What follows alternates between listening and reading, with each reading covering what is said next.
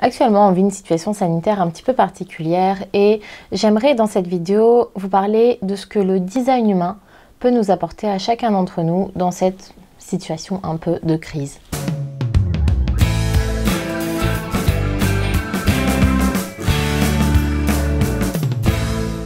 Tout d'abord, j'aimerais vous dire que je ne fais pas cette vidéo pour vous dire si je suis pour ou contre le vaccin, ni pour donner aucune opinion politique sur quoi que ce soit. J'ai mes opinions qui fluctuent d'ailleurs, qui changent parce que c'est comme ça. Après, moi, je pars du principe que j'ai une autorité émotionnelle, comme à peu près 50% de la population, et je pars du principe que je ne prendrai pas de décision tant que je n'ai pas un minimum de clarté. Donc c'est la position dans laquelle moi, personnellement, je me situe actuellement. Ensuite, par contre, ce que j'aimerais dire, c'est que, en fait, on se retrouve dans une situation où nous avons des véritables professionnels qui se contredisent, des véritables experts qui se contredisent, des médecins qui se contredisent. Et ça me fait rire parce que c'est comme si rien que la situation actuelle du monde, elle nous poussait finalement à écouter notre corps, à écouter notre autorité intérieure. Parce que le mental ne peut plus rien faire. Le mental, la logique, ne peut pas nous aider étant donné que nous avons des preuves logiques irréfutables avec des documents, des sources, enfin, des trucs hyper concrets, hyper scientifiques, dans absolument tous les camps. Dans les deux camps, on va dire, ceux qui sont pour le vaccin, ceux qui sont contre le vaccin, ceux qui sont complotistes, ceux qui sont pas complotistes. Voilà, peu importe les camps en fait de cette situation sanitaire, nous avons des véritables experts qui se contredisent. On ne peut plus choisir avec notre logique, on ne peut plus choisir avec notre tête. Et même si vous êtes une ligne 4, un opportuniste ou quelqu'un qui a un agenda défini, qui fonctionne de façon... Enfin, vous pouvez pas avoir une opinion fixe là-dessus. Rien que depuis le début de la crise, on a eu des directives, mais complètement à l'extrême opposé en fait. Au début, les masques étaient interdits. Ensuite, les masques sont devenus obligatoires. Ensuite, ça n'avait ni queue ni tête. La logique ne peut plus rien faire. Notre mental ne peut plus rien faire. On ne peut plus faire confiance ni aux autorités, ni aux documents, ni rien. Il y a tout qui part en cacahuète totale.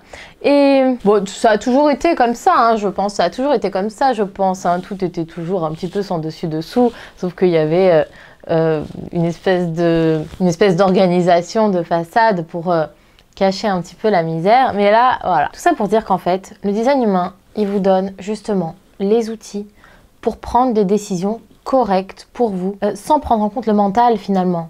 Et puis, c'est ce que je passe mon temps à vous dire dans toutes les vidéos, que le mental, il ne prend pas des décisions correctes pour vous. Ce n'est pas une autorité intérieure, ce n'a jamais été une autorité intérieure. Avec le mental, on se retrouve régulièrement dans des situations dans lesquelles on ne se sent pas à notre place, dans lesquelles on ne se sent pas à l'aise, dans lesquelles on ne se sent pas bien, dans lesquelles on ne se sent pas en sécurité. Et ce qui sait le mieux pour nous, c'est notre corps. Et en design humain, on appelle ça l'autorité intérieure. Il en existe 7. On a l'autorité émotionnelle pour 50% de la population, l'autorité sacrale, ensuite il y a l'autorité splénique, il y a l'autorité du centre G, l'autorité de l'ego, l'autorité environnementale et l'autorité lunaire. Chacun d'entre nous a une façon fiable pour prendre des décisions correctes pour lui. Et en fait, une décision qui va être correcte pour quelqu'un ne sera pas forcément correcte pour quelqu'un d'autre. Contrairement aux décisions qu'on va prendre avec notre tête, avec logique, parce qu'il y a tel document qui a prouvé que c'était mieux de faire ça comme ça. Mais là, on peut plus s'y fier. Tous les documents se contredisent, tous les experts se contredisent. Moi, je pense que le mieux, pour le coup, c'est d'écouter vraiment notre corps. Hein. Si tu as un centre splénique ouvert, tu vas être sensible aux peurs, aux insécurités. Tu vas ressentir les peurs et les insécurités des autres de façon amplifiée. On est beaucoup à avoir le centre splénique ouvert. Je me rappelle plus exactement des pourcentages, mais on est très nombreux. Et du coup, on va prendre des décisions par peur. On va aller se faire vacciner illico presto parce qu'on ressent une peur et une insécurité intense, alors que c'est des peurs qui souvent ne nous appartiennent pas. Donc c'est complètement faussé. Et tout ça, ça va être parasité par les énergies extérieures. Si vous avez le centre splénique défini et que votre instinct vous dit d'aller vous faire vacciner, faites-le. Votre centre splénique, il sait ce qu'il faut faire dans l'instant. Si votre centre splénique est défini, mais qu'à l'inverse, qui se sent en insécurité d'aller se faire vacciner, ne le faites surtout pas, même si votre mental vous dit le contraire. Je pense sincèrement qu'il est de plus en plus important d'écouter notre corps. Si vous avez une autorité émotionnelle comme moi, attendez d'avoir la clarté avant de prendre une décision, avant d'aller vous faire vacciner. Attendez la clarté, il est bon d'attendre, il ne faut pas se précipiter sous le coup d'une émotion. Tout ça pour dire que le design humain, il va pas vous dire oui, il faut se faire vacciner, non, il faut pas se faire vacciner. Le design humain, il vous donne des pistes pour prendre des décisions qui sont correctes pour vous. J'imagine par exemple le cas d'un projecteur mental. Un projecteur mental qui a tous ses centres qui sont ouverts en dessous de la gorge. Donc le splénique, il est ouvert, le plexus solaire, il est ouvert, il va donc ressentir les émotions des autres de façon amplifiée. Le splénique ouvert, il va ressentir les peurs et les insécurités des autres de façon amplifiée. Le racine ouvert, il va ressentir les montées d'adrénaline de façon amplifiée.